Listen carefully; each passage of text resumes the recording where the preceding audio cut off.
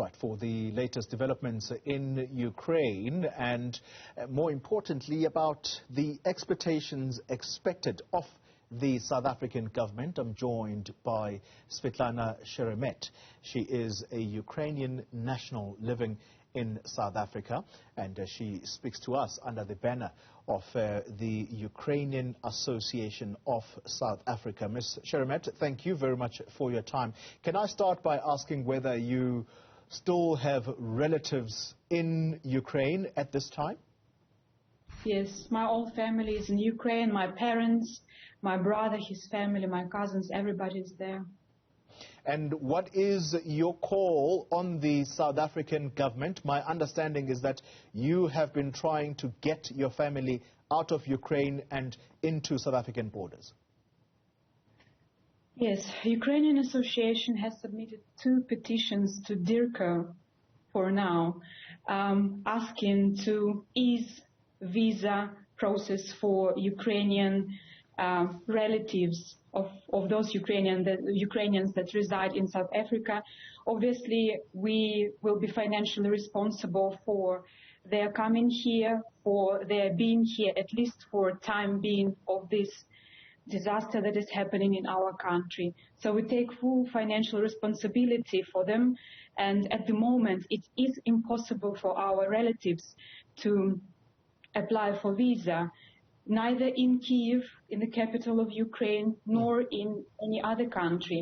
We have already 2 cases in Switzerland and in Emirates when the representative of our association tried to apply for documents for the relatives, and it was the answer was you have to apply in the country of residence. And as I mentioned, the embassy in Kyiv is closed, so they cannot apply documents in the country of residence.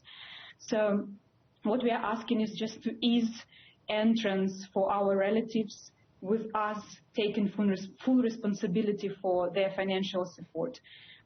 All the Ukrainians that live in South Africa, they're all taxpayers. I work for a South African company which has a BEE status. I'm a taxpayer, and I do contribute to the economy of South Africa, and I am willing to take responsibility for my relatives.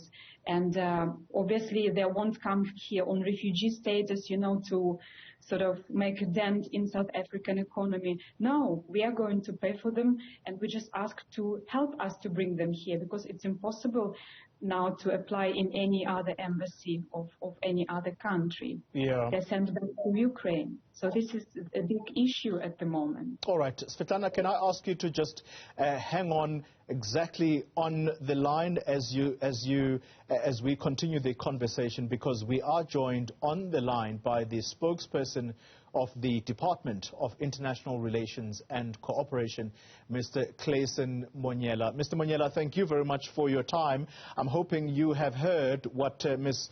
Sheremet has had to say. What is South Africa's response, in particular to Ukrainian nationals who want to enter South Africa? What are the requirements?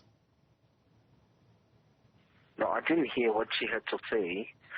I was told to come on the line because there was an issue about people applying for visas in Ukraine to come to South Africa. That's the brief I got, but I didn't hear what your guest had to say. All right, let me tell you very briefly what Ms. Svitlana Sheremet has had to say, and that is that she's asking the South African government to ease the visa requirements in order for her family members who are stuck in Ukraine to come to South Africa. And so the question to you is, what is it that needs to be done for some of the people who are in Ukraine who would like to come to South Africa? What will the requirements be?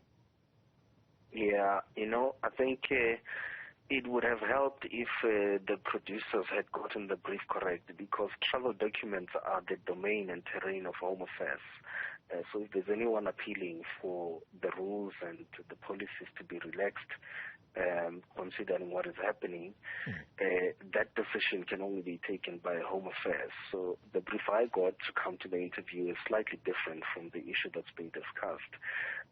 So if you're asking me whether there is a position or a decision on whether to relax visa requirements for anybody fleeing from this war that's currently raging there, I wouldn't have the answer, as I say, because I happen to work in a different department that doesn't have the mandate for travel documents, including visas. All right. I understand perfectly, and therefore, I suppose asking you the question about whether or not South Africa does require for Ukrainians who want to come here, given the situation there, whether these Ukrainians need visas, I suppose you are the wrong door to knock at. No, definitely. The only thing I can do now that I'm here listening to the issue is to take the issue up to the Director General of Home Affairs and say there's this matter, and for them to consider it.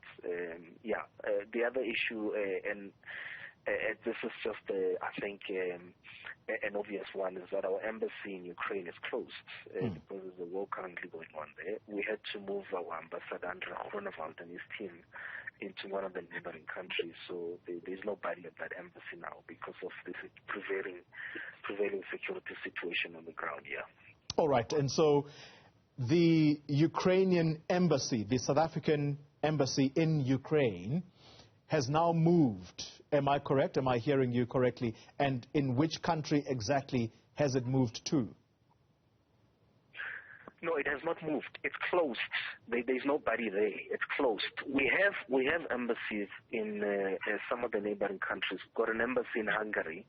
We've got Ambassador Tsengiwe, who is based in Budapest. We've got an embassy again in Poland, Warsaw. Ambassador Mngambi is there. So if there are people who want to apply for visas from those neighboring countries, they're welcome to visit any of our embassies to apply. And as I said, travel documents are processed by Home Affairs, but the application can be made at one of our embassies there. But the one in Ukraine, the South African embassy in Ukraine, is closed. It's not safe for any of our people to be there currently. Mr. Clayson Monyela, thank you very much for your time. Ms. Sheremet, let's bring you back into the conversation. So you have heard that the South African embassy in Ukraine is clearly not operational. It is closed for safety reasons. Are you able to direct your relatives to go to Hungary or Poland, where South African embassies exist there? As I mentioned earlier, the application was made. One of our representatives, one of the Ukrainians, tried to bring her family through the embassy in Switzerland, and they received rejection. They were told that they're supposed to apply in country residence. The same happened in Emirates. So obviously I will pass this information to the Ukrainians who try to bring their relatives, but so far we have these cases when they were sent back to Ukraine to apply for visa. But it does give hope if we can bring our relatives through the embassies in other countries, but as I said, we had no luck so far. Yeah. If it can be done through Hungary or Poland, of course it's our neighboring countries, and it would be of a big assistance. And as I said, as I mentioned before, we Ukrainians living in South Africa take financial responsibility for them, and we will help them, and obviously we will support them here. They won't depend in any way on South African government. How long have you been in South Africa for? I came here in 2006, so it's been more than 15 years now.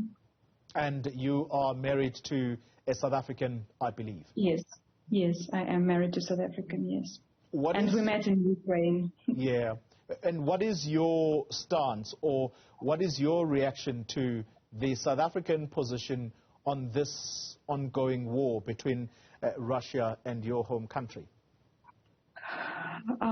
You see, it wouldn't do justice to say I'm surprised. I'm surprised that it takes neutral position. I'm actually a bit, I would say, disappointed, because when I came here and at the airport when I landed, when I just sat for a cup of coffee, and I was called "Welcome, Sisi," and I thought, this is my home, and I felt like home. And then I was introduced to a word, Ubuntu, which I felt, wow, the feeling of unity, the feeling of humanity, the feeling of being one can be just put in one small word, Ubuntu, that speaks a lot. And then South Africa, knowing what's happening in Ukraine, decides to keep silent. I thought it's not what I thought Ubuntu is. And there is no freedom in silence. If you are silent, you obviously support the one who does wrong. And I do hope that South Africa would see, well, we have so many examples already in our community where people are just losing their relatives. And it's not some fake news just to stir people's minds and just to give some incorrect information. This is what is happening. I communicate with my family when I can get hold of them, and they're hiding in basement. And this is true. And I do expect South Africa to take the side of justice and condemn this invasion. It is invasion. You see, among other things, I'm Russian-speaking Ukrainian, and one of the reasons that Russia gave is to come to Ukraine to protect Russian-speaking Ukrainians who are abused or suppressed for speaking Russian. This is not true. I still speak Russian to my mom. I still speak Russian to my family. And we have always been equal to any other Ukrainian, or it's just not true that the Russian-speaking Ukrainians were suppressed. I'm bilingual. I speak both Russian and Ukrainian, but I still speak Russian to my mom because this is how I grew up. Yeah. So I do hope that South Africa would understand that being silent in this case is just taking side of the country that invaded us. And then I, being a representative of Ukrainian association, I see sometimes comments on the site, on the page, on our Facebook page, where was Ukraine when we were fighting for apartheid, against apartheid? And the thing is that it wasn't just Russia that helped South Africa fight apartheid. It was Soviet Union, and Ukraine was a part of Soviet Union. Yeah. And Ukrainian people also fought here. And my father was in the military, and he also did so. He was in aviation. I can show you the picture of my family. My father is in military. He was in aviation at that time. Let me ask you this question. Okay, go on. Yes. Yes, of course. You can ask me, yes. Can I ask you how you think the situation unfolding in your home country is likely to end? The president there, Zelensky, seems determined to defend his country, and therefore many of the, should I say, the able-bodied males are required to remain in the country. Those ones who are frail can leave for safety. How do you think the whole situation is likely to end? Do you see President Zelensky surrendering to Russia's invasion?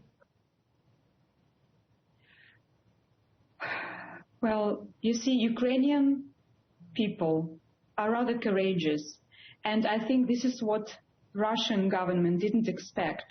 They thought that they would be greeted as invaders, but as I said, Ukrainian people are courageous people, and they will defend their country. I don't see such an option that it would just surrender allowing, we're a sovereign country, and what we are doing is right. And you know, my parents have always taught me, if you have done nothing wrong, you have nothing to fear. So they're just fighting for their land. Ukraine has never invaded any other country.